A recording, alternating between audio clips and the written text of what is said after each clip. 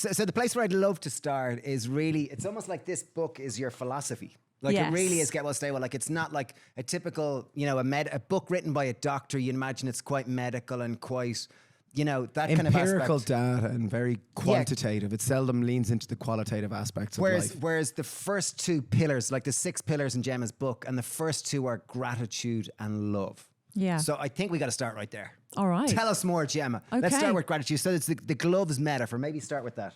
Yeah, so as all our lovely guests this evening will notice, there's a bookmark there, and on the back you'll see the 6 pillars of my framework, and it's called the Gloves Framework. And it stands for gratitude, love, outside, veggies, exercise, and sleep. And what I've done is I've distilled all of the interesting information, study information into each of those chapters, but in a way that makes it really accessible.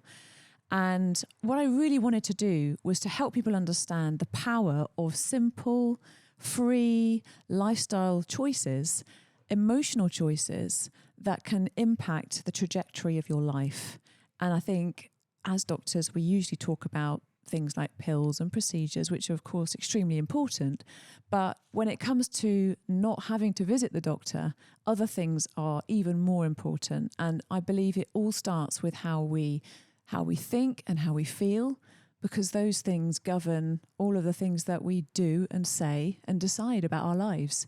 So that's why gratitude and love are the first 2 pillars, because I believe if you live with those 2 values in mind, then you can make decisions for your life that will help you with motivation to keep going and to completely change what you thought your life could be. Yeah. Wow. yeah. And gratitude can come across very heebie-jeebie and a little bit for someone who's very... I know we had It's very resistant- left brain. Typically, they think gratitude is heebie-jeebie, and it's very like it's up there with meditation, and it's like, you know, with feng shui and it's stranger, more ephemeral aspects. What's the data around gratitude and how it actually improves one's physiology? Well, it's amazing, really, when you think about it, because if we look at the brain and how it works, gratitude and pain are processed in the same parts of the brain. And there's some really interesting data to show that if you are able to tap into gratitude practices, then it can actually potentially reduce pain perception. So it's not just about feeling good and good times and things like that. It's actually really useful for when we're at our lowest and when we feel as though we're in a lot of pain, be it physical or mental. Having a spin where you actually aim to write things down that bring you gratitude or bring you a sense of joy is actually beneficial for reducing our pain perception. There was a great study to show that people who kept gratitude journals, who were living with chronic pain conditions, around 16% of the cohort that kept those gratitude diaries found that they had a reduced pain perception and an increased quality of life. So I guess what I'm trying to get towards here is that life is actually really hard and it's full of suffering. And I see it every day in my clinic with my patients. People have a really raw deal. Life is not fair. And because there's so much suffering, I feel as though it's really helpful to talk about gratitude because it's something that we can all try to tap into to make our lives feel that little bit better wherever our starting point is. And if we start doing it when things are a little bit better, it can sometimes help us to tap into it when we're really at our lowest and we have a little bit more resilience in that way.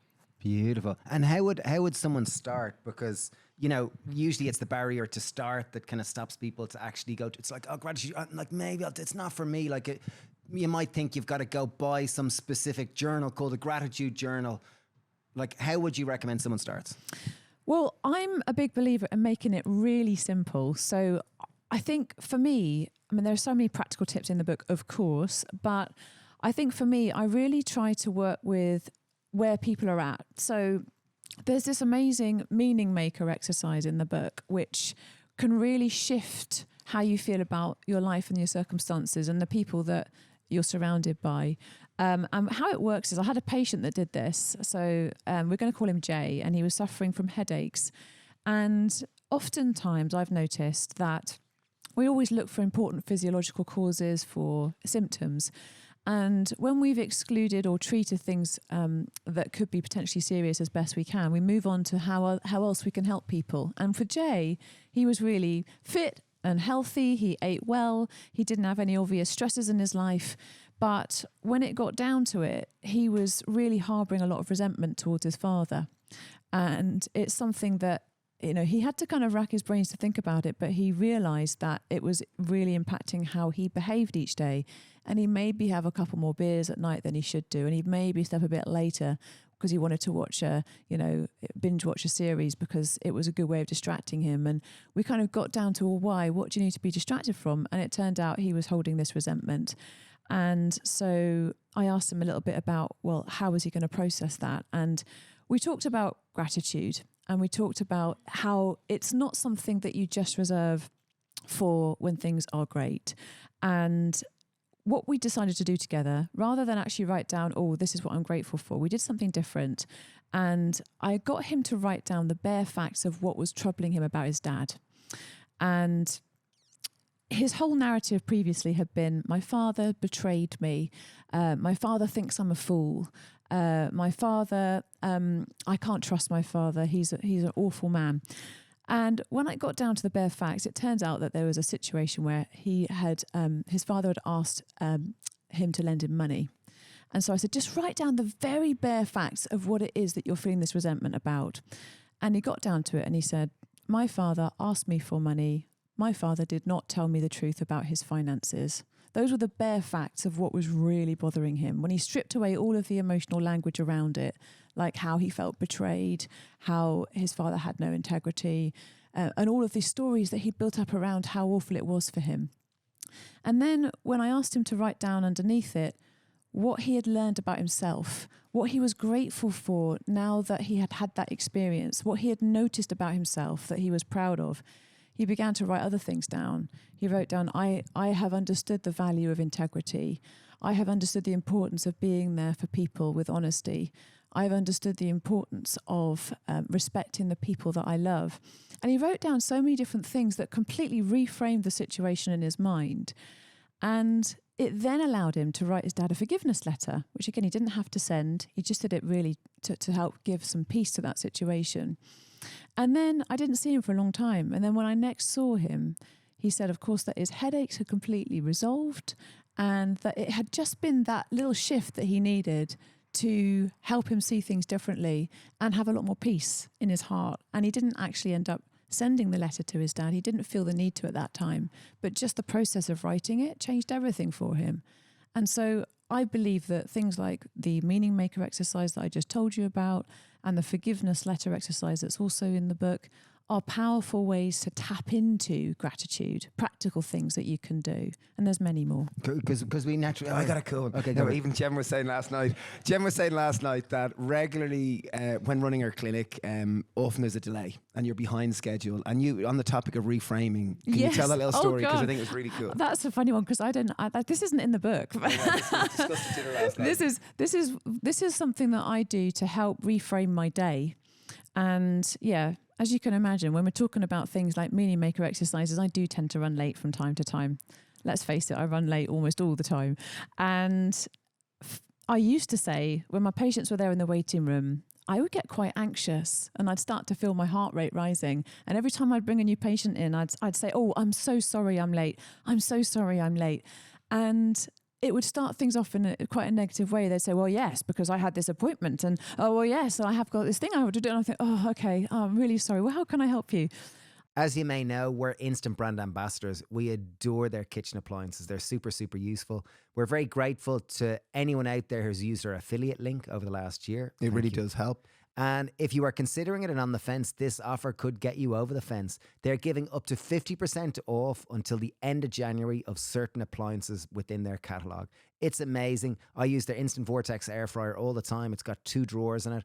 I use my Instant Pot Duo Plus regularly to make dals most weeks or curries or chilies. And I set it to come on most mornings to make my oat groats while I'm down swimming at the sea. To learn more about their amazing offer, which lasts till the end of January 2024, click the link below in our show notes. I decided to shift it, and instead I started to look them in the eye, shake their hand and say, thank you so much for waiting today. And they just think, oh, yeah, Yeah, you're welcome. That's okay. They sit down. Total game, like it totally shifts the paradigm. It completely changed the quality of my life, at least, and I hope it might have changed how my patients felt about it as well. But it's a good example of gratitude, almost in action. Where Yes. suddenly you're putting it on the other person. They're like, "Oh, yeah, I'm a really good person. Yeah, I was very happy to be patient." Yes, exactly. But yeah, it's a lovely way. You can use it in all sorts of ways. And I think there is a retraining of your brain, because all of us, like, for a survival mechanism, we have a negativity bias to kind of keep threats away from us. So we're hardwired to give more focus. And that's why you sell more newspapers with like mad headlines, you know, because we're all, oh my God. Puppy found and saved. Yeah, Woohoo! kitten caught from the tree. You know, it's usually some kind of drama. Like, that's what pulls us in. We have a negativity bias. So it's almost like we've got to proactively cultivate this capacity within ourselves to be grateful amongst the small little things. Is that what you find?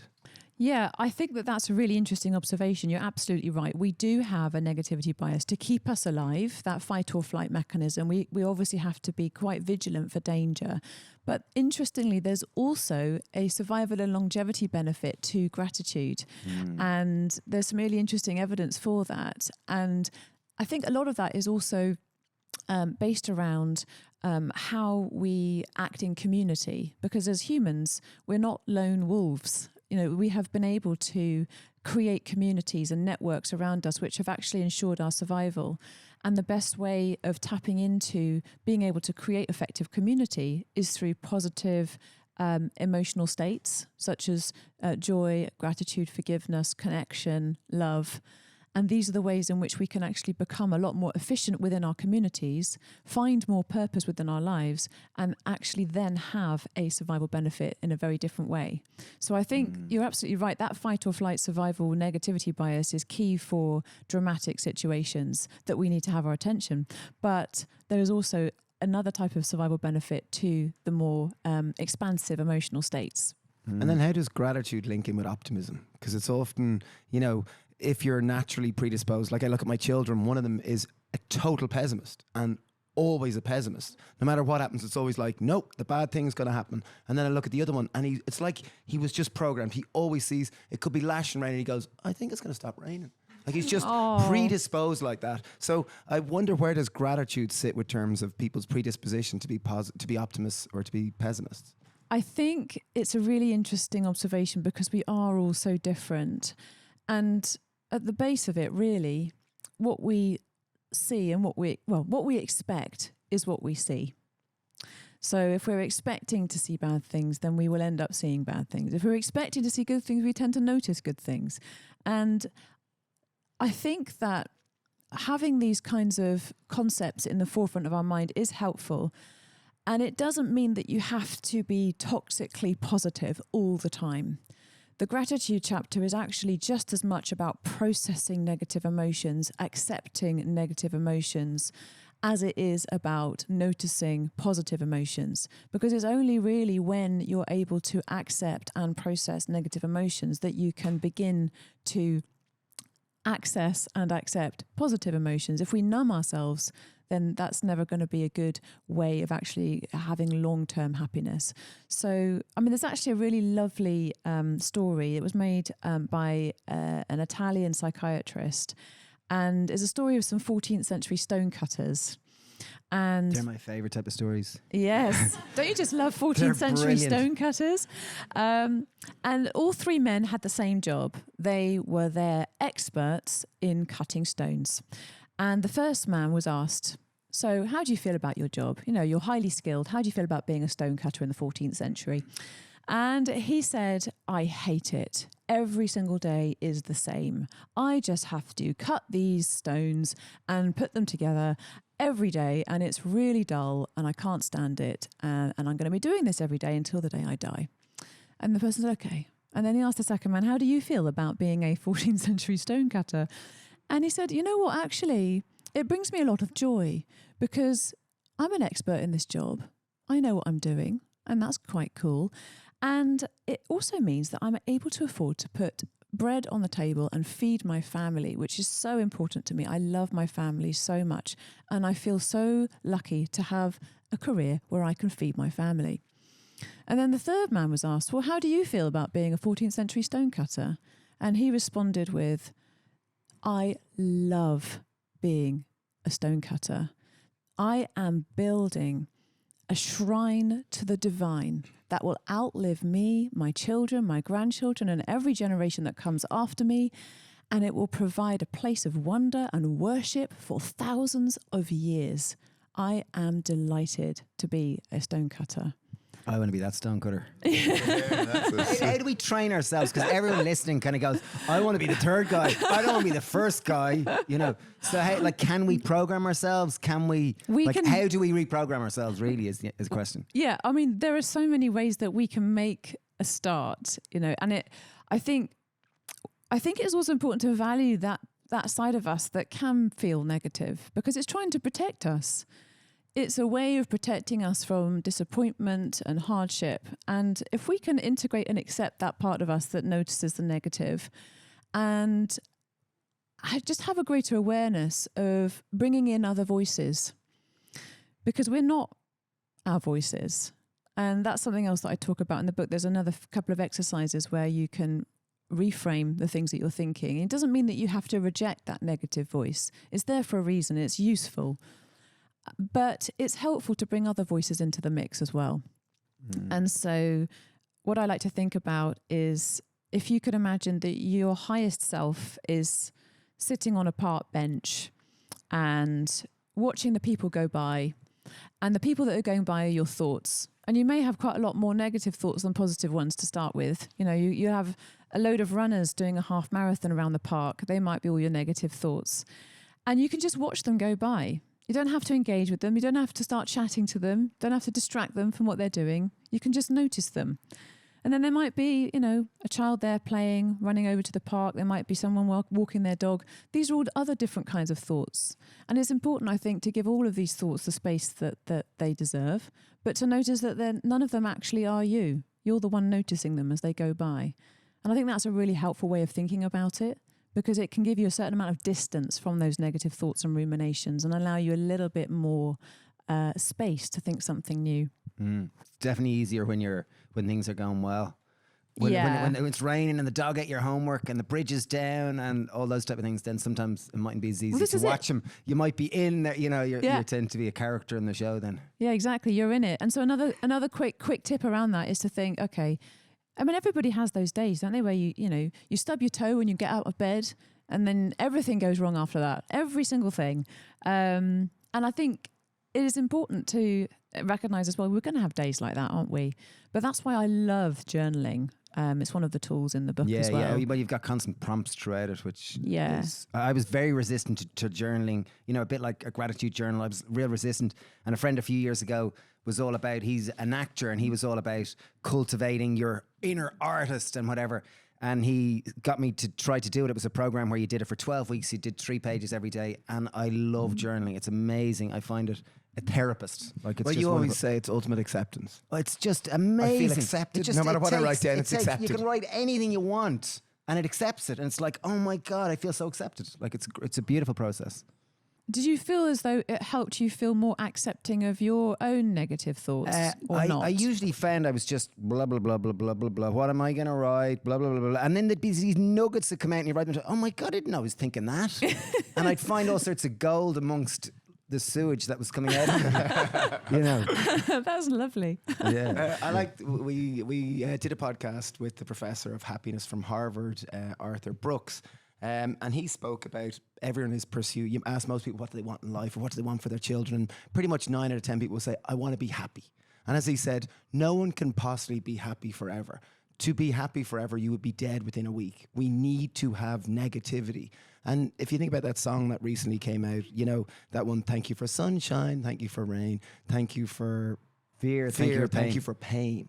But the concept of being grateful for pain and hardship and suffering, this is almost counterculture. I wonder if we could talk about that just because you do have a piece in the book that says, how can I feel grateful when in pain? Yeah. Which sounds like it's like, oh my God, you must be joking to me now. This sounds like... Well, it feels almost impossible to feel grateful for painful things. And the thing is, we will all experience painful things. I think being a doctor for 20 years now, you know, you come to understand that everybody is going to have a pain trajectory, if you like. And some people experience it earlier than others, but we will all experience it. And that's the sort of sobering thought. We are all going to lose people that, oh, I don't know who that is outside there. He's experiencing the pain. The goblin. He's experiencing the pain right now. Perfectly personified. No, but it's true. We do. We are all gonna face death.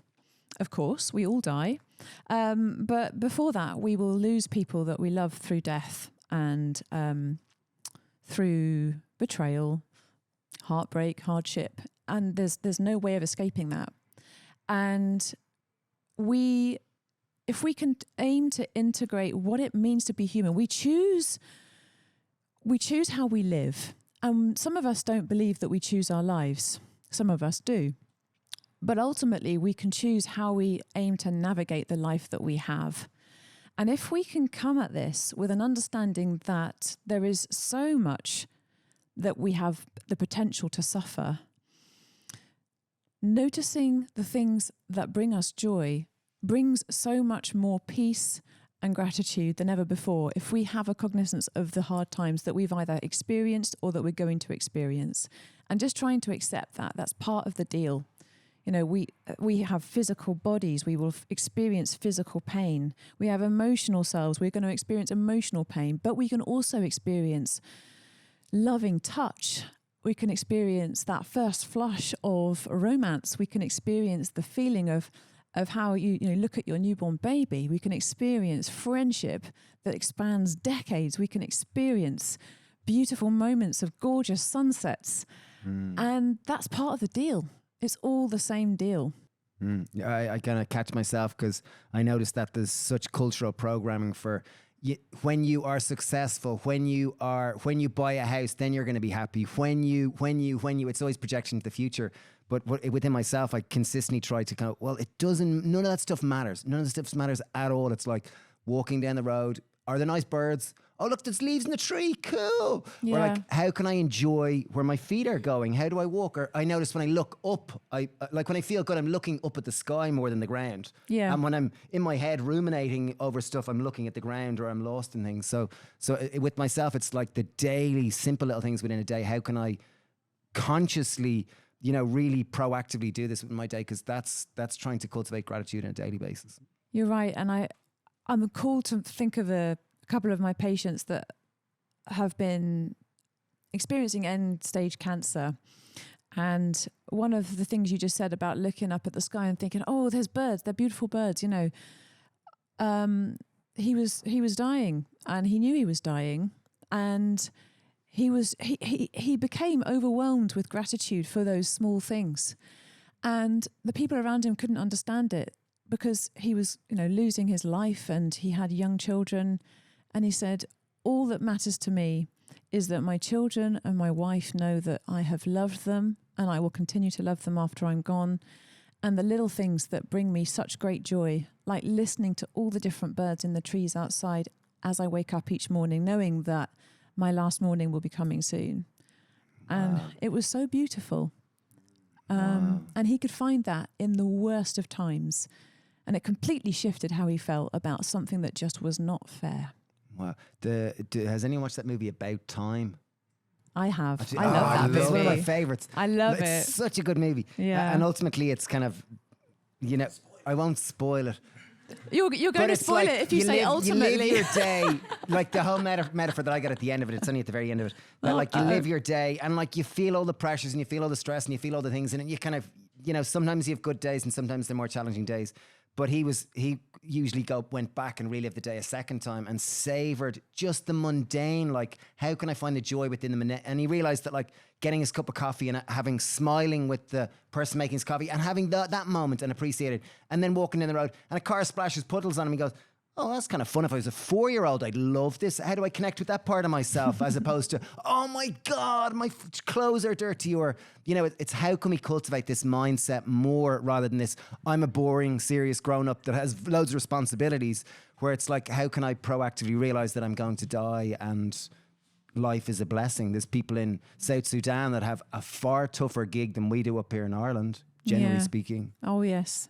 And I feel as though both of you have been able to create, obviously, a big community around where you live here, all these lovely people in Greystones, but also have consciously aimed to cultivate that part of yourselves through your careers. And it doesn't mean that there's not struggles, because clearly there are lots of struggles that you both face. But I think it's been nice for me to imagine you reading the book and thinking, oh yeah, I kind of do some of that stuff already. I don't know did you feel that way, Dave, when you were reading some of it? With Barry today, and he was saying, like I was telling him about gloves, when we were going through it. And Barry actually has an app on gratitude, a new gratitude called Streak, isn't it? Streak. Yeah. Spark. I downloaded earlier. He's got it. There you go. Spark. New app called Spark. But we were literally talking about it, and he was saying, geez, you've kind of cultivated a lot of these gloves, these within Greystones. It was like, I suppose we kind of have. I didn't really consciously think of it. So you really have. Thank you, Barry, for saying that, because it's true. You really have. Gratitude, love, outside, veggies, exercise. The only one that you haven't spoken as much about is sleep. Sleep. Oh, we'll get to them all. I think we'll work our way. Like we did jump into gratitude. One little experiment I've been doing with my kids for about 5 years now on the topic of gratitude was, I think it was about 5 years ago. My wife's quite religious, so we say one prayer in Polish. We go around everyone in the family and we say 5 things we're grateful for. And initially it started out as this kind of rote thing where the kids are just, I'm grateful for my family and the dog and that. But over time, like my 13-year-old will open up and tell like 20 different things about her day, and you don't realize what are the things that she's grateful for. And then my 7-year-old kind of just says the dog and says the same things every day. But occasionally, and by the way, can I just say, the dog is something to be very grateful for. Absolutely. I love that dog. But it's a lovely family activity that we often do when friends are over. We often do when greater family members, and it's a really lovely unifying thing where you sit and you kind of have a moment together to say the things you're grateful. And it might sound heebie-jeebie or hippie, but afterwards you do feel like, it's a lovely life, it's good, isn't it? Yeah, no, exactly. It's like a warm hug. It is. It's exactly. You know what? It's like a warm hug, and in fact, that's exactly how Dan Buettner described my book. Yeah. Like a warm hug. Oh, God. There you go. I did see it. There you are. Okay, so that's the gratitude bit of gloves. So now let's move into the next, Love. Love is all around. Should we all hug one another? No. Maybe we do that later. But yeah, you broke it down into 3 aspects, like love. And it's not the natural thing which you think of a book, a health book that's really like written by a doctor that has seen patients for 20 years. Like you wouldn't think love is one of the pillars. You'd think it's sleep, exercise, movement, eating more vegetables and mindfulness. Whereas love, like talk about your, why love has been so important over the last 20 years and what you see in patients.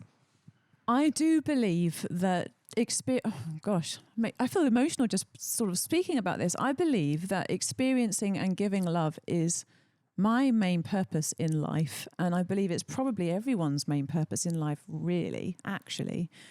And we miss it in amongst everything else. And so in the book, I do talk about the different kinds of love that are in all the different religious traditions, but also an understanding that you don't have to be religious or spiritual to understand the value of love, of course.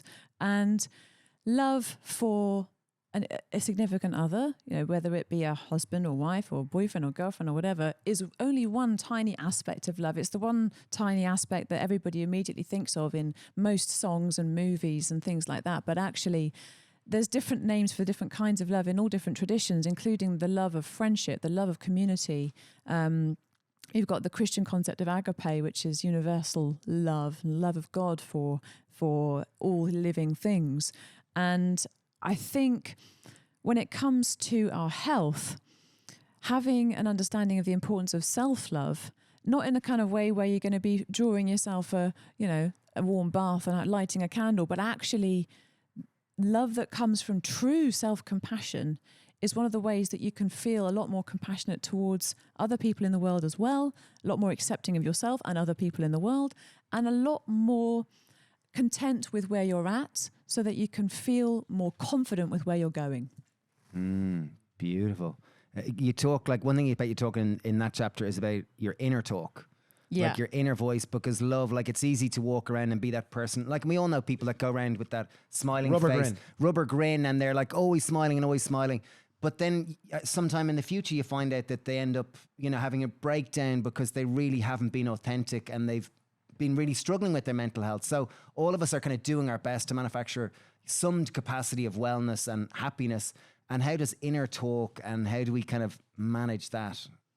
I think it's also important to recognize that the person who's aiming to be happy and smiley is actually doing it for other people. And that's a really lovely thing, to not feel as though you're a burden to people, to feel as though you want to be there for people and just project something happy. I think there's a good intention behind that, but there's also that sense that, you know, you can become quite isolated and you can become quite lonely, because not letting other people into your pain and your vulnerability is one of the ways in which these emotions tend to build up inside. So I think for me, one of the chapters in the book, as I say, the love chapter, I talk about how you can notice your self-talk and then aim to expand it. So we touched on this briefly before when I mentioned about the park bench and sitting there and noticing. It's the same kind of concept, but this is actually a technique that's taught in compassion-focused therapy. So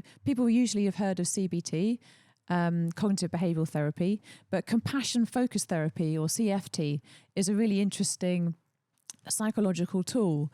And what you can do with that is you can create the concept of a good guide, or a positive mentor, if you like. And it doesn't have to be somebody that you even know, because there are some people, certainly patients that I've looked after, I ask them, who in your life do you admire? Who in your life do you trust? Who in your life do you think could give you grounded, honest, loving advice? And sometimes they can't think of one person.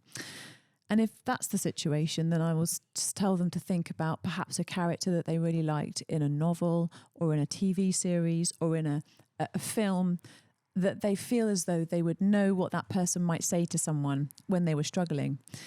And again, this is where journaling can be really helpful, because you can actually start potentially to write down some of the negative things that your inner voice is telling you about yourself.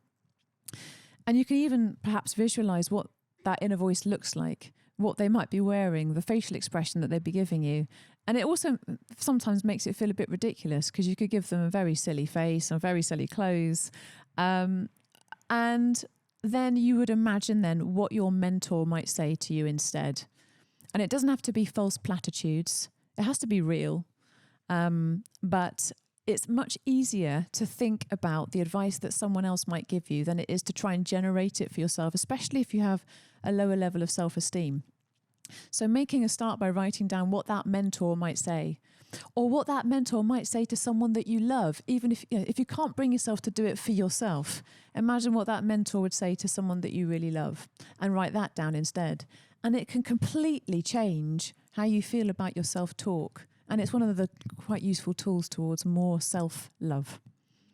It's a funny one, the love one, because as you said, like, we all think of romantic love and heartbreak and all the songs and all those, but like ultimately, the more loving we are to ourselves, the more loving we're going to be to others. So it really does start with similarly, self. the more loving you are to yourself, the more likely you're going to eat better, exercise better, have the self-respect, self-love to get enough sleep. So I Or think the it's self-respect to say no. yeah. The self-respect to say, no, I'm not going to do X, Y, Z, whatever it is. Well, exactly. That's why it's at the front of the book. Yeah! GL. Yeah. Like, and maybe you did talk a little bit about like inspire, don't compare. And I guess social media has to be one on that, because it's almost like comparison on steroids. Because you look on it and you can't help but like it cultivates envy. You look at someone and go, oh my God, and they've got this, and geez, you know, like, unless you've really kind of managed the people who you follow, you're likely to see people that are going to make you generally feel envy and whatnot, which it doesn't typically cultivate love and gratitude and those type of things. No, I think you're right, actually. And I suppose how I would look at that is that if you're going to make a comparison between your life and somebody else that you look at on screen, then it's important to also think about, well, how else would your lives compare? Because you only ever see small snippets and the beautified, positive things. And of course, you know, you think if everybody put all the miserable stuff that was happening to them online, you probably wouldn't want to scroll through it, would you? So there is a certain element of accepting that it is generally going to be a highlights reel, and that's what we want it to be. But also, there's many aspects of these people's lives that we actually wouldn't really want. And having, I guess, a basic understanding of, well, I like their hair and I like their abs, but do I actually really want to have their, boyfriend, or do I actually really want to have that house? And maybe you want it all, but there's also things that they don't show that you probably wouldn't want. Maybe they're suffering from a chronic disease they don't talk about online. Maybe they have a very difficult relationship with their mother. Maybe they suffered the death of a close relative. We just don't know any of those things that we perhaps wouldn't always want to experience. So yeah, I think it's just about expanding our awareness of what being online is actually for and what we want it to be for. And if we're starting to feel negative comparisons, it's okay just to mute things or unfollow things or just come offline, crucially, I think, for a while as well. It's a shame for people who need to make an income online. I often think that about you both, actually, because you've got all these incredible things that you talk about through gratitude, love, outside, veggies, exercise, but you have to be online almost all the time. And how does that impact your health? Or have you found a way to kind of balance that need for being online with feeling complete in yourselves? It's a double-edged sword. Like, lucky when I talked about my youngest son, I was actually talking about myself in terms of like, it's the darkest, most manky day, and there's the tiniest little sliver of light. And whatever way we're born, it's like, I think it's going to be a lovely day. We're just wired that way. So like when Dave was saying he's walking down the road and he's listening to the birds or he's this, I have a natural desire to share that with people. So like, it kind of suits me well. However, I do appreciate how it's naturally designed to be sticky and that you want more of it. So I've had to, over the years, learn to put strict boundaries around it and realize this is like taking sugar, or this is like drinking alcohol, or this is like taking cocaine. This is not good for your health, but put things out and manage the process around, and it can be extremely healthy and it can be wonderful. Yeah. But it's hard for children to do that, isn't yeah. it? It's hard for children to do that. I think that's where it's important to just be really aware of how it impacts our brain. Just as we talk about how gratitude impacts the brain, well, so does the dopamine hit of having a screen that you're looking at constantly, but in a very different way. Anyway, that's slightly off topic. Anyway, okay, polar opposites. So we've got gratitude, we got love. The next one is outside, which is our sweet spot. Well, nowadays, like, I look at most of the younger people. Like, one of my kids had a birthday party in the garden. And I realised there's a big cherry tree in the garden. How old was the kid? It was Ned. Ned was 7. It was his 7th birthday. And, there was like 20 kids from his class came. And there's a big cherry tree. It's not huge. And Ned climbed up, and at the top there's kind of like a zip line that we built out of a slack line. It was nothing fancy. A kind of dangerous zip line. Yeah, pretty dangerous. Be honest. It was a rusty zip line. They all had to sign a waiver. But I watched, and there was only 2 kids in the class that could climb the tree. Most of them could not climb the tree. And I was just like, wow, this is actually real. Like, they needed me to help them up the tree. Yeah. And it just showed me how lacking it is that we're spending time outside and engaging with these simple things. How, the digital babysitter, it's great, it's easy, it gives you, like, I know it first time myself regularly, I go, Ned, just watch Alvin the Chipmunks, please, just shut up. Yeah. I can't handle it. So it's like, how does the ideal of outside and the reality, how do we bring that together in this modern day life that we all exist within? Yeah, it's a challenge. We live indoor lives, and most of our work is indoors for most people. And so I think, I've got a patient that this was really relevant for, actually. We'll call him Alan. And he came to see me, Alan.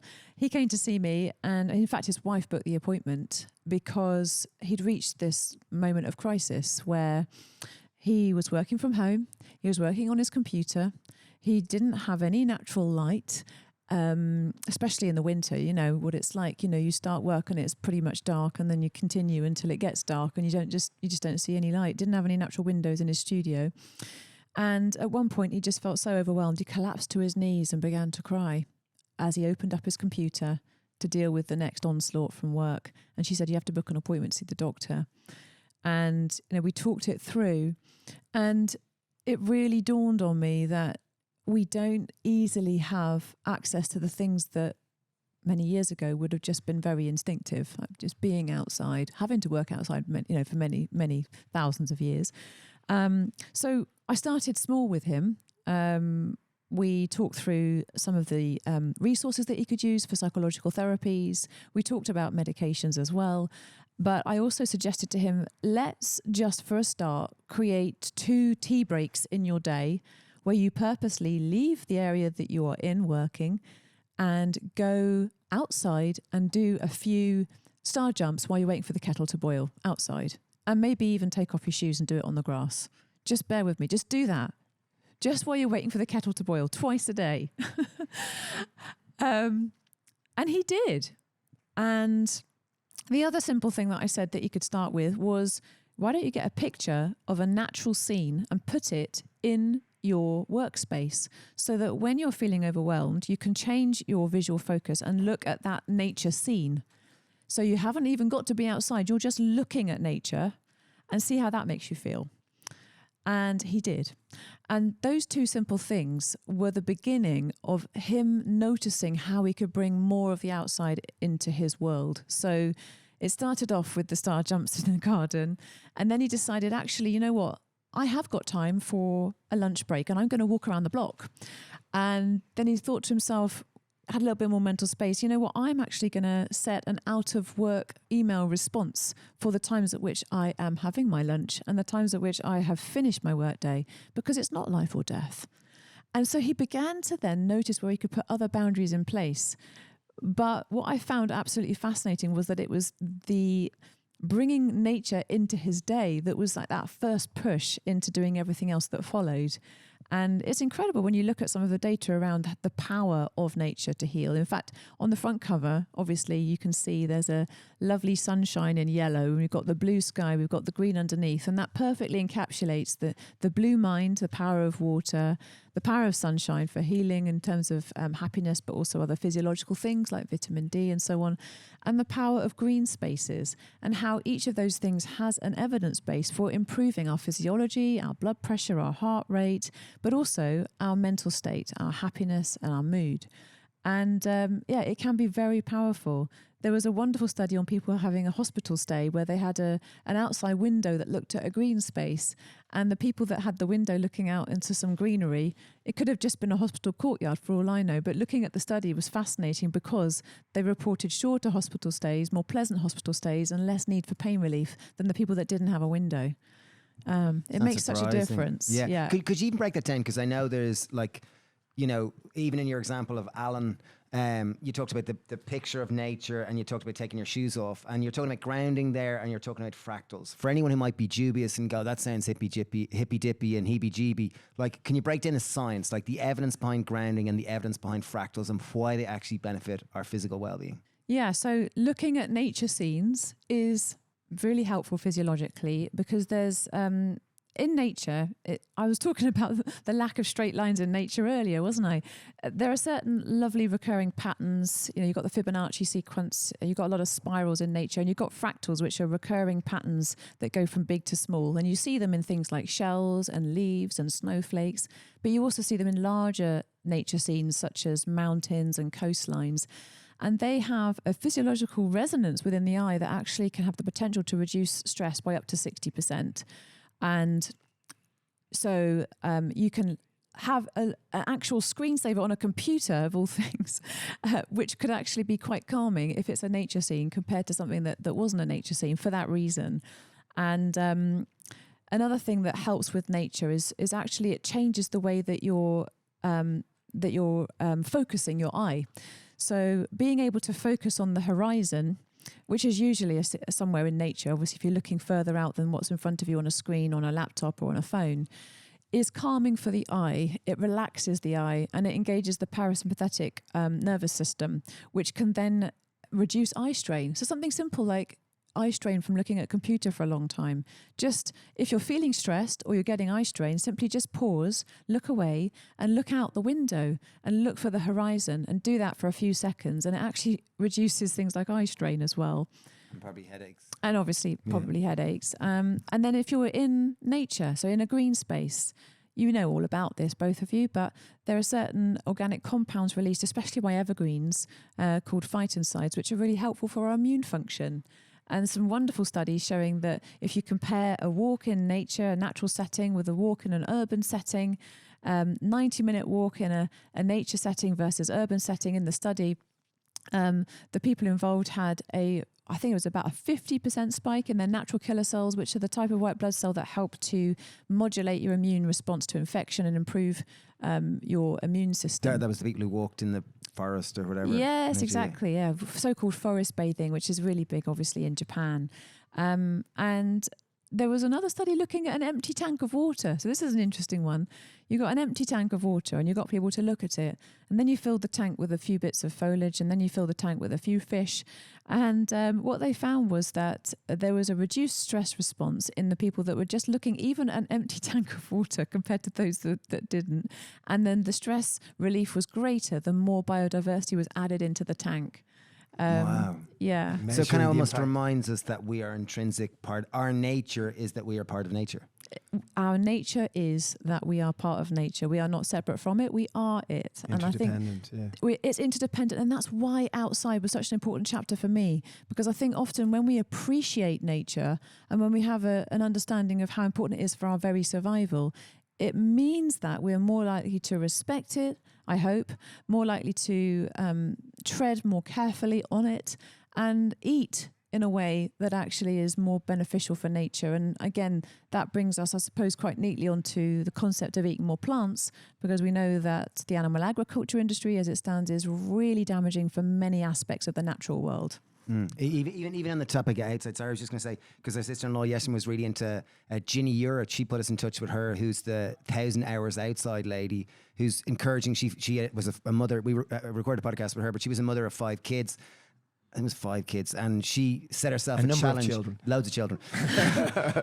She set herself the challenge of trying to get 1,000 hours outside in a year, which is 3 hours a day with her kids and with herself for everyone's mental health. And she found it was really difficult to do because modern life is not set up for it. But it just transformed the quality of her life in every aspect, and her kids and the mental health, and they're just. It was incredible. So that's another great resource for anyone that wants to spend more time outside. I even find myself, when I spend time outside, I go from being a human doing to be much more a human being. And I'm reminded of my own insignificance. Like when I'm stressed, it's all about me. It's like my problems. I got to go over this. How do I challenge this? When I go out in nature, I realize I'm insignificant. It doesn't matter.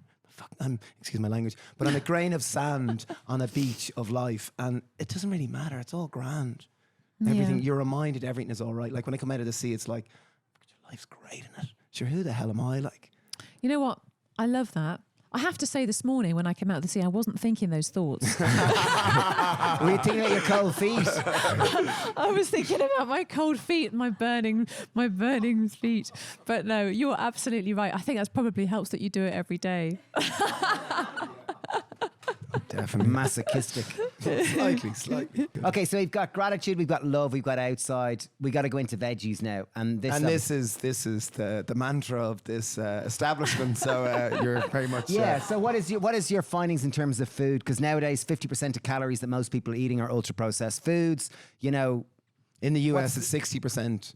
Yeah. What's the story about veg, Gemma? So in the veggies chapter, I encompass what we eat, and it's not just veggies. I talk about other healthy foods as well, but also how we feel about what we eat, because again, I don't think that's talked about enough. So I've had some lovely contributions from a specialist who dealt with an eating disorder and now is a doctor in helping people with eating disorders, and also a man who suffered from food addiction and was part of a really important study showing that good nutrition was one of the things that you can use to help people overcome addictions as well. So it's very interesting to think about what food means to us as well as what it can provide for us.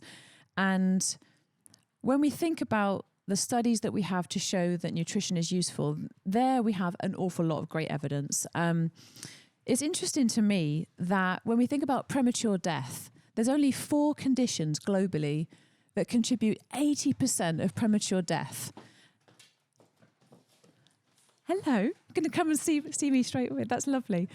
So there are 4 health conditions that can contribute to 80% of all premature deaths, and that's heart disease, cancer, lung disease, and diabetes.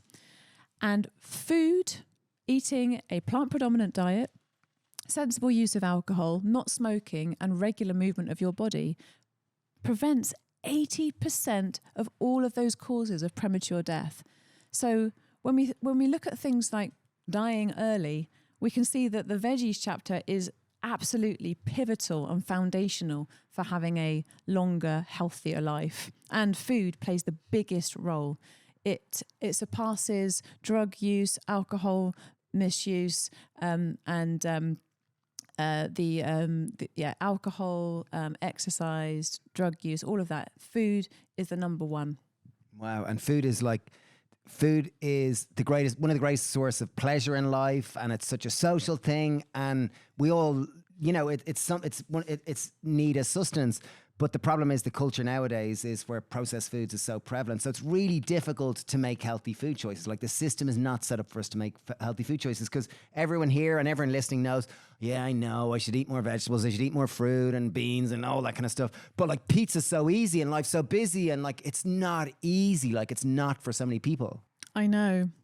And that's one of the biggest struggles, isn't it? Because we are set up to fail, essentially. And I see that with my patients as well. I think it's not fair that many of us many of my patients especially, who are struggling financially, are living in places where there's more advertising for fast food, and it makes sense that there is more processed food in general for them to buy that's cheaper, and they don't necessarily have the bandwidth to learn how to cook different things. And if they do, they might buy a healthier option and their kids might reject it, and then they've wasted the money they have and they haven't got any more money to buy anything else.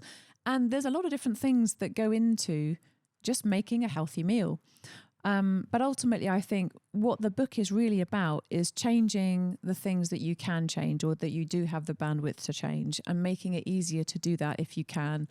And that's always been my message, is to think about, okay, well, if there is something I can do, let's make a start. And the lovely thing about it, I know it's a black and white hardback book, but there is a QR code so people can look at the photos of the recipes. So they can actually think, oh, I quite fancy that one. I quite fancy that one. And you know this because you have provided a lovely recipe of your very own for the book, which is just wonderful.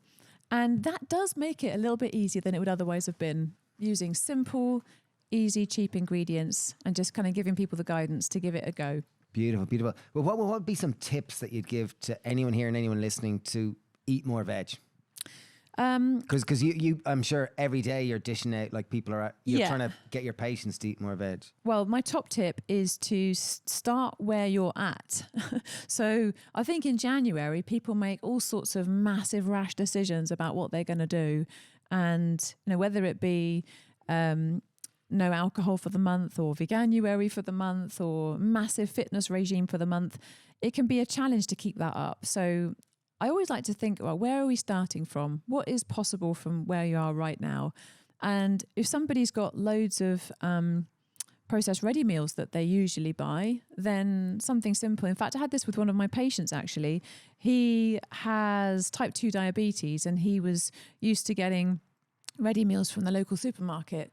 And so I suggested, well, why don't you try these plant-based ready meals instead? They're a similar price, and just see how you go, because he wasn't into cooking at all.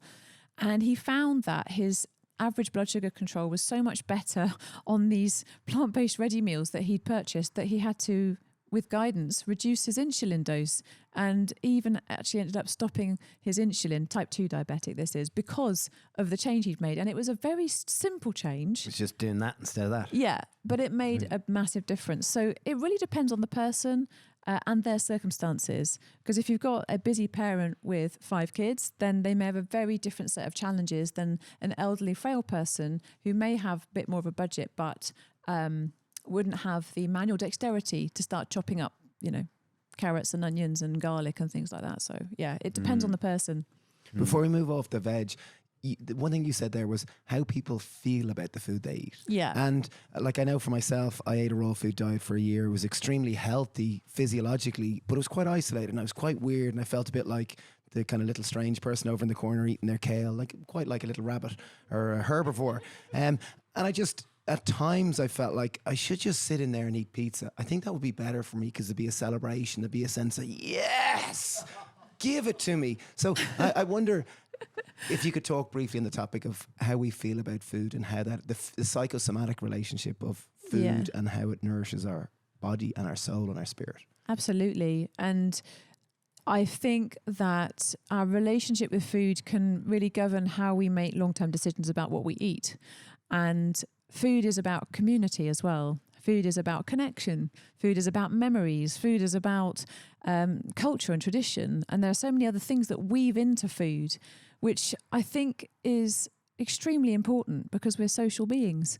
And so what I always like to think of is aim to make your diet as pleasurable and as healthy as you can. And sometimes that's going to mean having the pizza. Sometimes that's going to mean having that delicious croissant and coffee or whatever it is that you would share with your friends. But you wouldn't necessarily want to do every single day because then it's a different feeling that comes up. So I think really it's about awareness of what the food is giving you and how it makes you feel, and having an understanding of that relationship to food, because we all have a relationship with food. I think this is the thing, maybe more common to men than women, as they think, okay, well, it's actually, I don't have a relationship with food. I just eat what what I think is healthy. Or there's a lot of people that are into bodybuilding that they will be very rigid with their food routines, and they'll think, okay, well, this is normal, this is fine, this is what I'm doing now. But then they're sitting in the corner and not enjoying the food at a family wedding or whatever it is. There's that lack of rigidity, which ultimately will make them quite miserable. So I think it's about really having an expanded awareness of what your food is giving you for your body and for your mind, and then making a more conscious choice. Yeah, I love that. Very good. Okay, moves us on to E. gloves. So E, GLOVE. Good spelling. Exercise. Great spelling. Thanks, Dave. Yes, exercise. So exercise is one of the, what, this is probably the pillar that I probably have struggled with the most in my lifetime, because I was always a very inactive child. I was an only child for a long time before my lovely sister was born. And I was a bookworm. How much older are you than your sister? 12 years. Oh, very good, Dave. Yes, Dave. She I was just lives in listening. South Africa. Oh, You yeah. get points too, Steve. Yeah, Thanks. you get points. Both, 1-1-all. both get 1-1. points. And I didn't grow up with much money, and my mum couldn't afford to get me a sports bra, right? And I had a big chest at that time, and it was very self-conscious, young teen girl, didn't want to exercise, didn't want to move my body. I would try and get out of it at every opportunity, and that continued all through my teen years and into my 20s even, that I just was really resistant to moving my body. And I think a lot of people don't talk about the aspect of that self-conscious element, especially perhaps for women. I don't know. I don't speak for all women, but that's certainly how I felt. But it's really important that we consider how moving our body is vital for mental and physical health. And in fact, there's certain communities as well. I've got patients from South Asian communities. And although yoga is a really big part of South Asian communities in general, I would say on average, physical movement is not generally encouraged for women of that culture and of a certain age. And it's really challenging for them to get out into sports clothes and go and do a sports class or an exercise or, join a gym or any of those things. So I think it's a really important conversation to be had because it is so vital for longevity, for state of mind. There's an amazing study from 2018 that looked at 23 randomized controlled trials on nearly 500,000 people that showed that moving your body had a strong correlation with happiness. And you only needed to do 10 minutes a week to start experiencing those psychological benefits of movement. And I think 10 minutes a week. Yeah. Pretty And achievable. movement is walking. Movement Any isn't like movement. triathlons or like. No, you Do I don't need to Ironman. buy more Yeah. new exercise gear? Yeah, you don't need. You No, don't need okay, to be. good. I mean, obviously, I have a sports bra now, so that helps. No, we were training on these very floors earlier today. Yes, exactly. But no, it doesn't mean that you have to join a gym or sign up for a marathon. You just have to incorporate movement in your day. And I'm going to refer back to Dan Buettner again. He talks about how people in the blue zones, they don't have gym memberships or fancy Lululemon, workout gear. They just move consistently throughout the day. And they've done that from when they were young children all the way through to the age of 100. So just aiming to move is so great for cognition, for memory, for happiness, for your physiology, for everything. Well, you see, that you can say to those people, well, they're lucky. They grew up in 1900 and they had 50 years of moving of hardship, of pretty much hardship. So it's baked into their biology. Whereas people born nowadays, it's like, you know, sitting jobs and sitting at home and Netflix. Underfloor heating and comfort. Like, we're so comfortable that, like, why would I want to move? Like, you know, designing a kitchen, like a little kitchen. Like, you don't even have to move to brush your teeth now. yeah, or like you don't design a kitchen where there's the minimum amount of movement. So we're almost like trying to design movement out of our life. So It's true. at the expense of the basic human evolution, where movement makes us feel good in every aspect. Like, it reduces stress. It makes like us I wanna move love now. more. I think It we makes just us love more. It makes Yeah. us feel more grateful. Like, it makes all the other principles within your acronym of gloves, you know, it makes it much easier to fulfill them. Yes, you're right. And it's making me have itchy feet just thinking about the fact that we just Let's go for a walk. I've actually got an exercise in the book which is very good, and it's, do you know? Can we all do it now? Yeah, we can do. Is We it can easy? do it now. Yeah, It's, sure, it's we'll move very. it. Wait. Let me introduce it first. Right. Gemma's I'm going to not sell going to us. get ahead of ourselves. So I want to ask you. You've got a dog, Daisy. Yes. Have you noticed what Daisy does when she's stressed or when she's trying to relieve stress? She shakes it off.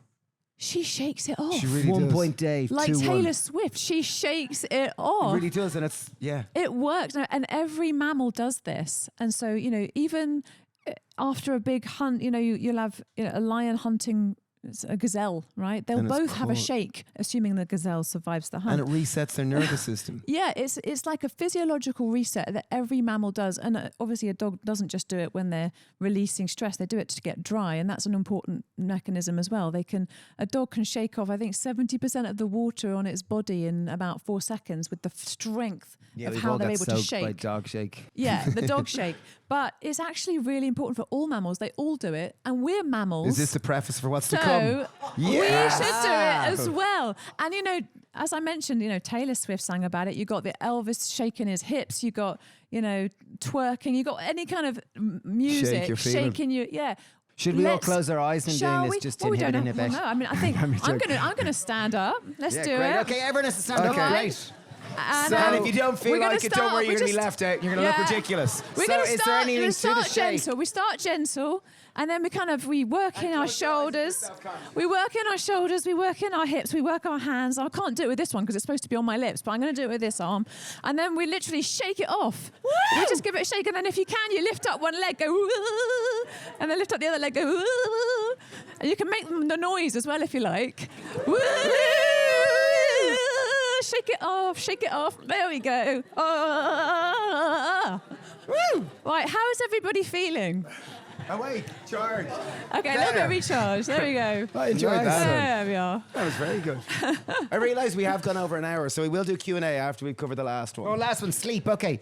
Sorry, you're doing amazing, Gemma. You're Okay, wonderful. sleep. Last one, which I thought the first one. I thought the first place to lead on this because sleep. Everyone knows. Sleep, super important. 7 to 8 hours a night. Great, brilliant. There was one thing in your book which I thought was really clever. It says how to set up a healthy sleep routine. Yeah. Because that's everyone here knows sleep's super important, but like we struggle with just habits which we've had. So Yeah. And how now that you everyone has the recommends- self-love to go to bed. maybe not the You have time. self-love, just the I don't know, just you like a Netflix show or you like eating chocolate or whatever. Yeah. So I think you've picked up on something important, which I also noticed in the conversation about sleep. Now we all know it's really important. Now we all know that if we don't get enough sleep, you know, we could get dementia early and all sorts of issues. But many of us don't actually know, well, how do we stop that? So I think there's two kinds of person really that I talk to in the book. The first kind of person is somebody who understands how important sleep is, but doesn't really pay much attention to it. And there's the kind of person who has tried what they think of as literally everything to get a good night's sleep, but failed to do so. And they're quite different.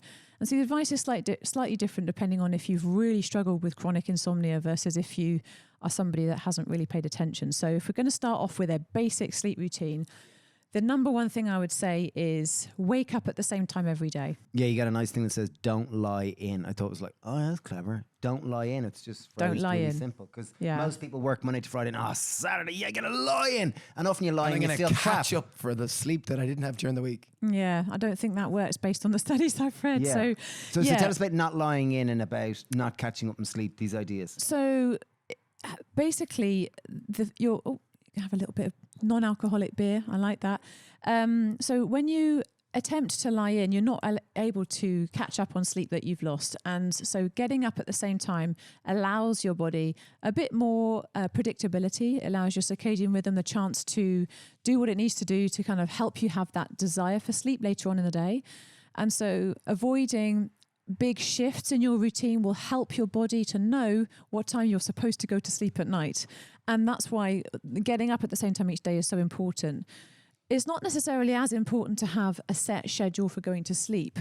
And in fact, for people with chronic insomnia, part of insomnia CBT is actually to aim to rediscover your sleep drive by going through controlled sleep deprivation, which means that you do actually end up in that particular therapy going to bed potentially far later than you would normally in order to feel sleepy when you're going to bed. But getting up at the same time is crucial. So even if you've had barely a wink of sleep, or your brain is telling you how little sleep you've had, you still have to get up at the same time and go through the whole process the next night. So what you're talking about here is all 7 days of the week to ideally get up around the same time. Ideally, yeah. Okay. Whatever else is going on. As best as we can. As best you can. Yeah. And even when we stay in a hotel. Yeah. Okay, just checking. Yeah. And getting outside early in the day is another really important one. For sleep. For sleep, absolutely. That sounds counterintuitive, doesn't it? But if you get up, and in the winter, it's obviously the sun rises later than in the summer. But as soon as the sun comes up, getting outside and just looking at the sky allows your body to make more serotonin, and then a few hours later, 12 hours later, some of that turns into melatonin, which is an important hormone for helping you to, again, create that drive for sleep. And that process begins first thing in the morning. So if you go outside first thing, experience full daylight, whatever the weather, it could be a miserable day weather-wise, it could be cloudy, it could be raining, it doesn't matter. If you just look up into the sky, as soon as you wake up and as soon as it's light, that sets you up for a really good night's sleep later on in the day. And again, we think about the things that don't set you up for good night's sleep. Well, it's the whole screen situation again, isn't it? We've got blue light being emitted from all sorts of screens that then reduce our drive for sleep by suppressing melatonin, our sleep hormone. So. Okay, so we've got get up at the same time, ideally 7 days a week, get outside first thing in the morning. Any other things in terms of cultivating or starting to cultivate a good sleep routine? Thinking about low lights in the house towards the end of the day, using lamps rather than overhead lights, maybe thinking about those nice little salt lamps you Brushing can buy. your teeth in the dark.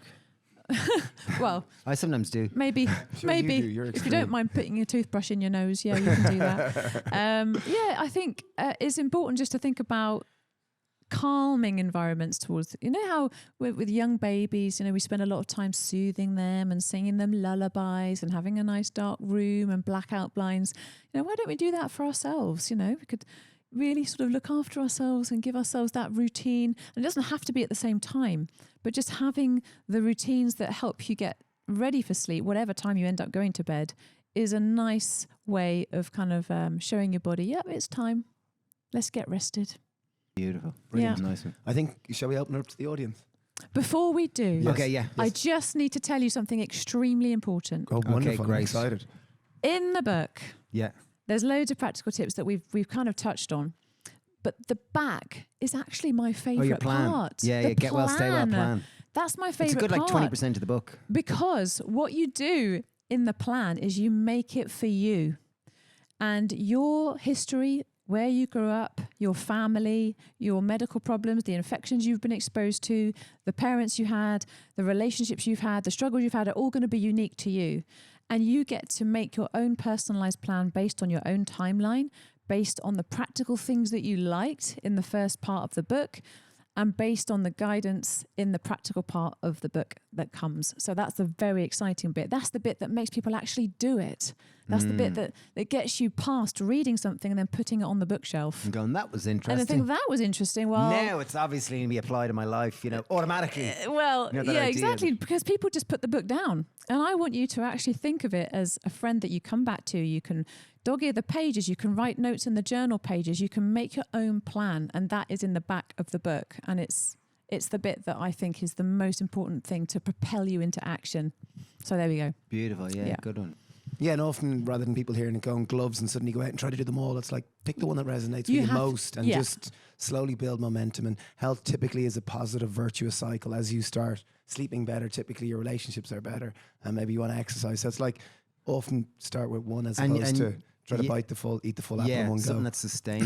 Exactly. In fact, that's why I simplified it in the back to plants, peace and purpose. And then you can create your own plan based on your favorite things or the things that you think are the simplest, the easiest to get started with. So it doesn't have to be complicated. It just makes it really simple.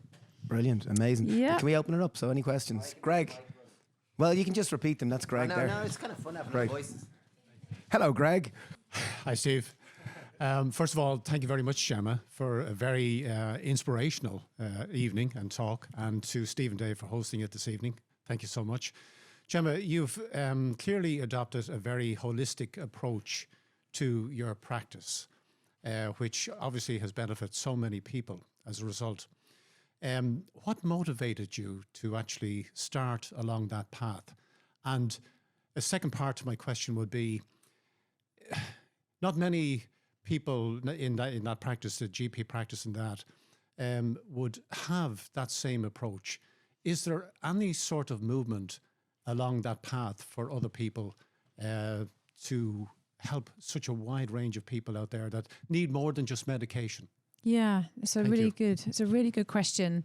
So the first part of the question was what motivated me, and I think it came from a realization that I didn't have all the tools I needed to help people. And you study for many years and you think, okay, I know all about these medications. I know all about the protocols. I know the NICE guidelines. I know the different frameworks that we're supposed to follow. And there's a lot of great evidence behind them and they're fantastic. But humans are complex and humans are all very different. And I did not have the tools I needed. And it made me feel inadequate in my practice. And I think that a lot of doctors want to help people, but there's also potentially an element of ego as well. And one of the things that I learned quite early on was somebody told me, you've got to take ego out of the consultation room. And it doesn't mean that you don't care about your patients. It doesn't mean that you don't want the best for them, but it just means you have to allow them to have their own path towards healing, whatever that looks like, and listen to what it is they're trying to tell you. And that has stayed with me for a very long time because I realized that the act of listening in and of itself is healing, but also when you properly listen to someone and they have properly felt listened to, they will also come up with a lot of the answers themselves. And that is the beauty of human connection and human healing in general. It's not exclusive to a doctor or a healthcare professional or a nurse or a physiotherapist or an occupational therapist or anyone like that. We are all healers of each other through that process of listening and being in communion with people. And that's one of the things I really wanted to share in the book. I hope it comes across. But also, I think a lot of doctors have what I would almost class as almost like a messiah complex. We feel like we have to be the ones to save, we have to be the ones to help. And it's not our responsibility to do that. And it's not something that we should give ourselves a lot of a pat on the back for either. It really comes from the person. And I wanted people to know that if they really are able to find love within themselves, for themselves and for the people around them, it can make such a difference to the quality of their lives and the health that they experience. But also when health isn't great, they can find beauty in that, which I think is just part of being human. And it's the reason that we're here. Nice. Oof. Sheesh. Was that good, Greg? Did you get it all? And the second part, did we get the second part? I don't think we did. Or is there kind of people going against you, I question, because it can be quite conservative Yes. in certain aspects. Yeah. So I think there's a couple of elements to answering that question. The first element is doctors are suffering now more than ever before, I feel. Amongst my colleagues, there's a huge amount of burnout. There's a huge amount of what you would, I guess, call almost... it's a moral pain because they feel as though they're not able to give the help that they need and to give people with dwindling resources, and there's higher expectations and less ability to do the things that they used to do. And a lot of people are leaving the profession.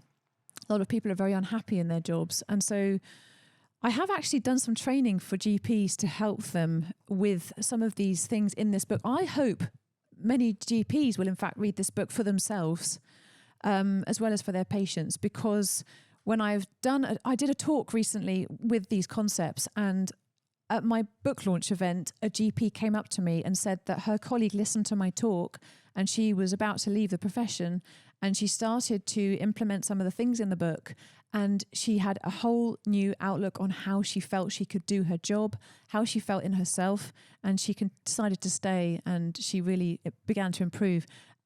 And it really made my day, because I thought that's why I'm doing this. It's not... Yeah, it's for professionals to feel like they have a tool that they can use for themselves as much as for their patients. And in terms of organisations that will support doctors, there aren't that many of them, but I hope that something like this... Plant-based Health Professionals UK is one that helps the veggie bit anyway. Exactly. So there's Plant-Based Health Professionals UK, which is a lovely organisation. I'm one of the founding members and ambassador for PBHB UK. So if any healthcare professional or someone who's actually just interested in supporting their work can be a member and start getting free patient resources, webinars, things like that will help you to be able to provide great tools for your patients. And yeah, we've got the British Society of Lifestyle Medicine as well. But yeah, I think the elements that are missing are the psychological elements and the soul elements, if you like, which is what I wanted to write the book for. I'm going to wrap up by saying thank you to Gemma. She's phenomenal. She's amazing. I've thoroughly loved chatting with you. I always love chatting with you, hanging out. Her new book is out, Get Well, Stay Well. It's wonderful. It's brilliant. And as Gemma said, it's a practical tool to help you get well and stay well. There's a barcode if anyone does want to pre-order it or get it signed. Gemma's you don't need here. to pre-order it. It's Sorry, available right now. Purchase it. Yeah, and just to say thanks everyone for coming. It was a really lovely... Thank you. We really enjoyed it. I hope you enjoyed it. And I've loved it. We're all I've around, staying around if anyone wants to chat more. Yeah, and there's some dips and food in the corner. If anyone's Maybe. hungry. Yeah. I've loved sharing Thanks the a million. space. I've loved sharing the space. Thank you. Thank you. While we have you, once a week we write a newsletter. It's called Happier. It's got simple, tried and tested practices to make your life better. We include recipes and practices that you can apply on a daily basis to make your life happier. We've had lots of people say before that it's really helped make their life better. So you can sign up on the happypear.ie, our weekly newsletter called Happier.